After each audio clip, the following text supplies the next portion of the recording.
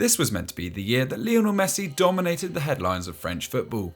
But as the new year approaches, a much darker narrative has drawn the world's attention towards France. Crowd trouble and hooliganism is nothing new in football.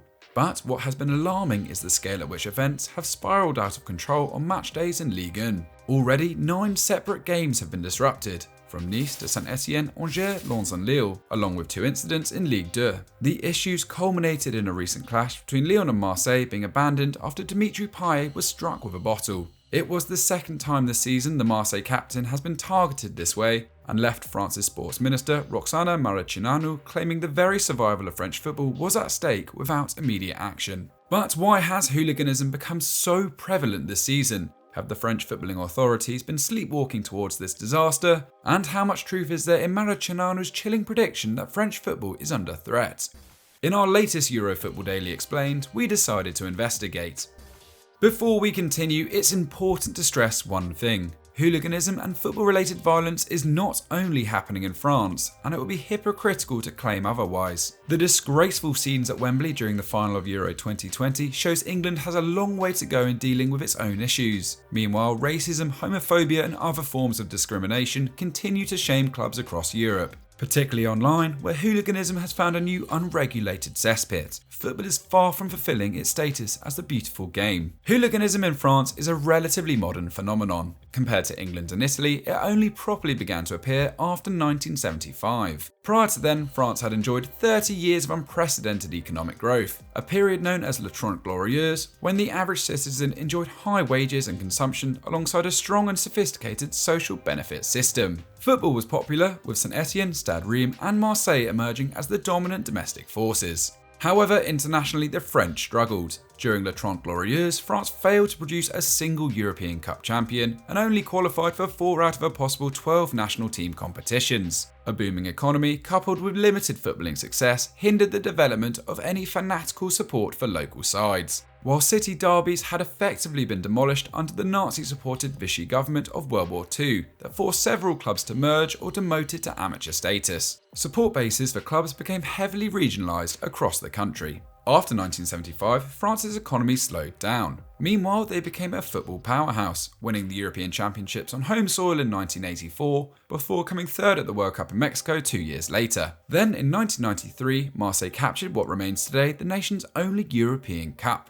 These 2 factors bolstered fan culture in France, which was borrowing heavily from Italian ultra and British self-styled hooliganism. A widening wealth gap emboldened regional sentiment, and with that support for their local sides. Another significant development was also the birth of Paris Saint-Germain in 1970. The French capital finally had a side capable of competing on a national level, and backed by Canal+, one of France's premier TV networks, PSG slowly began to reel in Marseille and Lyon, winning 2 Ligue 1 championnats and 5 Coupe de France trophies in the 80s and 90s. Their arrival exasperated the regional tensions within French culture, particularly Le Classique between Marseille and the Parisians, 2 starkly contrasting cities in the country. In the words of respected football writers Liz Crowley and David Hand, Marseille has the reputation in France of being rebellious and revolutionary, and largely defines itself by its opposition to Paris, seen by Marseille as representing a distant, unsympathetic and largely unjust authority. These tensions can spill over into violence. Nice and Marseille supporters clash under the same principles of right against left political allegiances, while in 2010 a fan was killed after becoming caught up in a brawl between 2 ideologically opposing PSG ultra groups. The Derby du Nord, contested between the typically working class city of Lyon and the modern middle class of Lille, descended into chaos in September, prompting supporters and riot police to spill onto the pitch.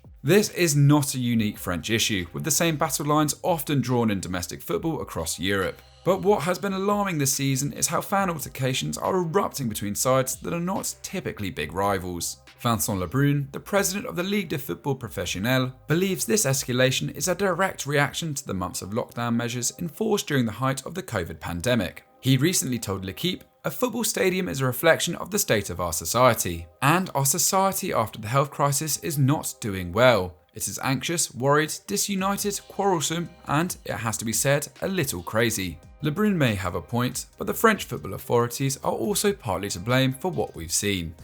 The pandemic has undoubtedly heightened social tensions across the world. The French public in particular have a long and proud history of speaking up when they feel oppressed, demonstrated by the Gilets jaunes yellow vest movement that erupted in 2018 over fuel tax and equality. As Lebrun alluded to, football is not oblivious to these tensions, but the current hostility in the French game should have been picked up sooner, especially when Marseille Ultras launched an assault on their own training ground in January 2021. Tired at the club's perceived failings, fireworks and smoke bombs were thrown as the crowd stormed the facility's gates, injuring defender Alvaro Gonzalez. The fans got what they wanted, with Pablo Longoria replacing the hugely unpopular Jacques-Henri Ayrault as club president. All things considered, it shouldn't have been too much of a shock when the return of capacity crowds created trouble, starting with Montpellier versus Marseille on the opening day, which was delayed for 12 minutes after bottles were thrown onto the pitch. That match continued, but it's obvious there is no set strategy for dealing with crowd disturbances, with each incident being dealt with on a game-by-game basis. Lens versus Lille was delayed up to an hour before being restarted, while Marseille themselves have twice refused to play on. The punishments administered by the LFP have also been incoherent, as while they have been assertive in handing out partial and total stadium closures, they've been more reluctant to administer point deductions. It doesn't help that historically the LFP and French governing bodies have struggled to develop an accepted strategy to contain hooliganism. In 2011, new legislation was introduced that served as a travel ban for visiting ultra groups and individuals deemed a threat to game day safety. These preventative measures varied in severity, from banning drinking in various locations to full-scale lockdowns of away fans before and after matches, and in some extreme cases, groups entirely prohibited from entering the stadiums. Initially, the measures were deployed just 5 times in 2011-12. That number, however, has drastically swollen in recent years, reaching 47 in both the 2013-14 and 14-15 season, and 53 in 18-19. Marie-Lucie Penchard, the government minister who pushed through the legislation, originally claimed that they would only be used in serious and exceptional circumstances. But by 2019, fans and clubs had quickly grown tired of the overblown response, perceived to be punishing the many for the actions of the few. The ANS, France's National Supporter Association, has accused the legislation of depriving supporters of their liberty, adding that the extreme number of cases over the past decades shows the fans are not treated as full citizens. The clubs have been quick to back their supporters too. In 2018-19, Lens players wore shirts bearing the slogan "Supporters are not equal to criminals," while Nice released an official statement labelling excessive penalising of their popular Sud Ultras as unfair.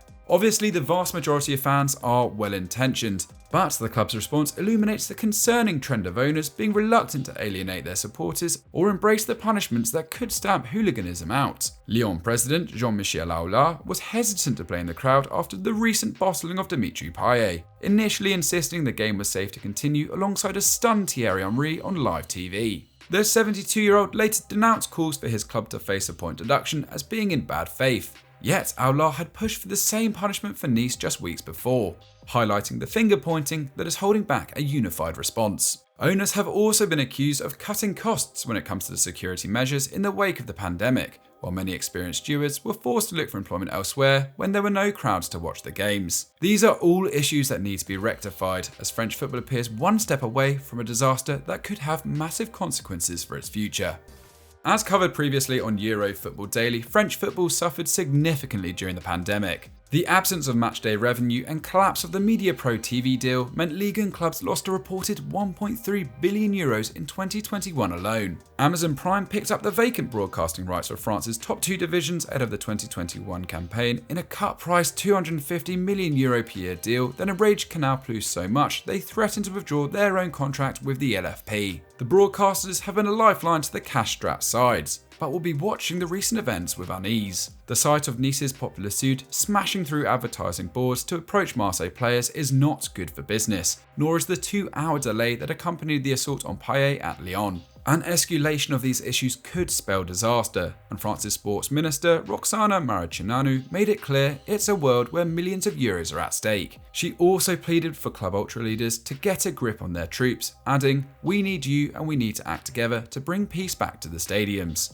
Maracinanu's plan for reducing crowd violence involves giving referees more power to react to fan trouble, widening the range of sanctions the league can impose, and improving matchday security. Whilst it's shocking it's taken this long to be implemented, French football needs to finally pull together. Vincent Lebrun labelled hooliganism in France as a gangrene that could kill us, and the lives of a player and supporter are genuinely at stake. Let's hope France can rise to the occasion and stamp the violence out now before it's all too late.